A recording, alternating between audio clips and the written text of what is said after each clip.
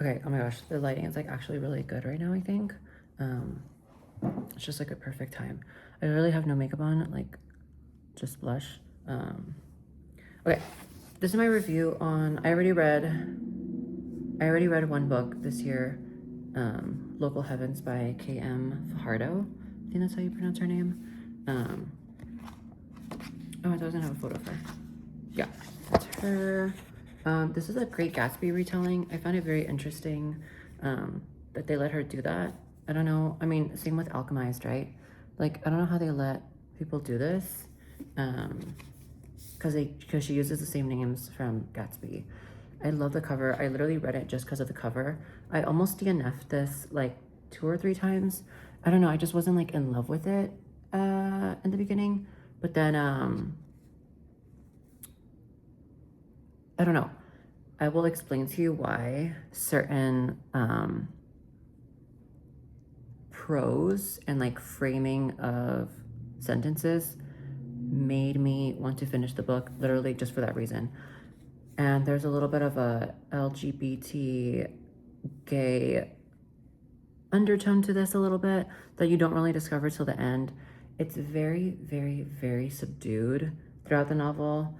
At least I thought it was pretty subdued, like you almost couldn't even tell. So it was kind of like a shocker at the end.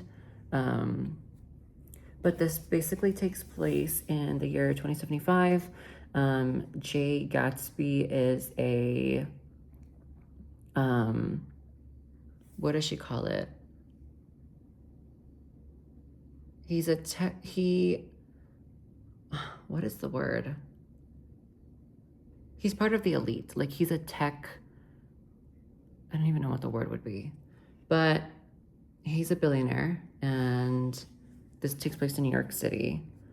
And Nick Carraway, which is the main character of the book, it's told in first person, by the way, which I loved, thank God. Nick Carraway is trying to figure out Jay Gatsby and what he's doing and see if he's like a corrupt corporate, or what they call him, like a corpo. I think it's like an insult, but he's a corpo. So he's trying to like what is the word? He's trying to like figure out if there's like other secrets that lay there.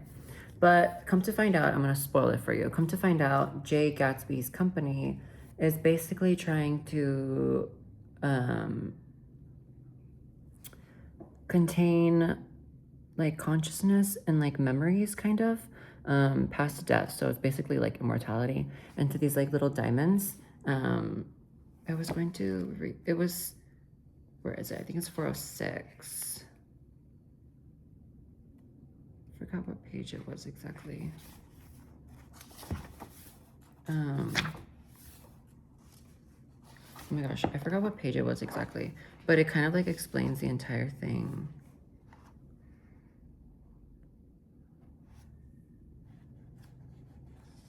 Let me see. I had it written down, but now that I'm filming on my phone, I completely forgot because it's on my phone. Okay, it might be this one.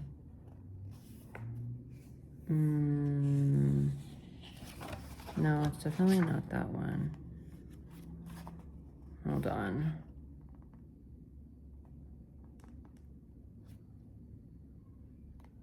It just like explains it really well. You know what? I think this is a sign that I'm not supposed to be reading off of it. Okay.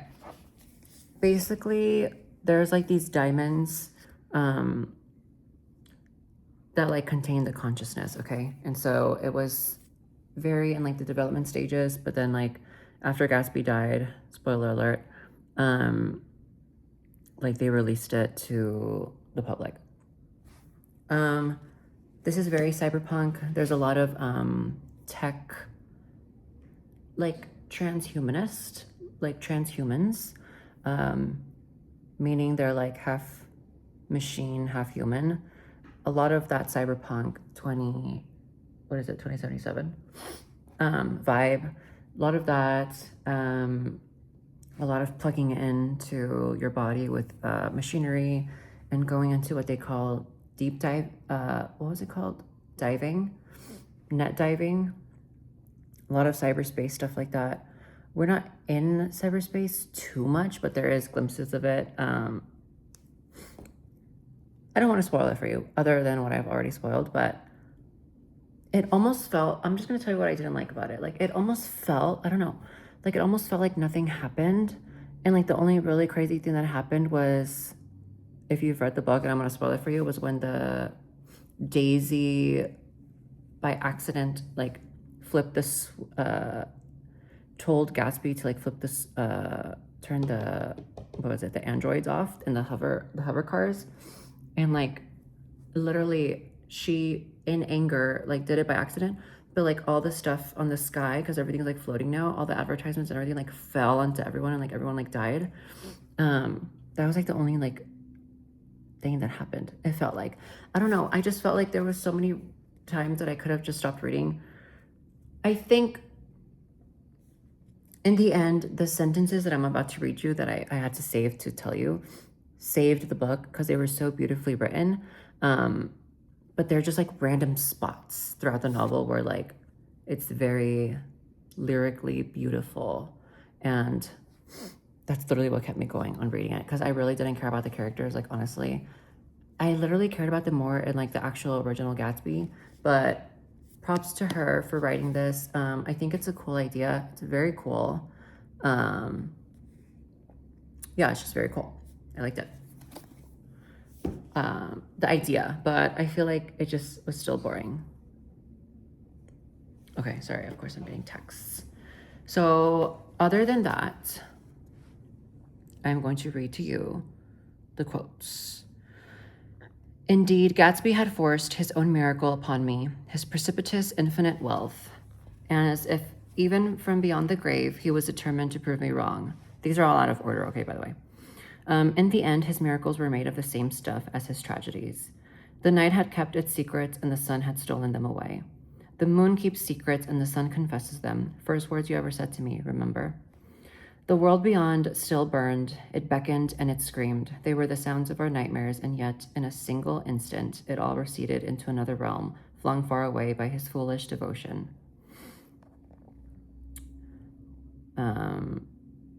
The shock of undefined terror, which had barreled us toward our worst fears, blew up like a shower of confetti, and in one exalted breath, the universe transposed itself into a new key, lifting us all into a state of extraordinary wonder and into the promise of tomorrow.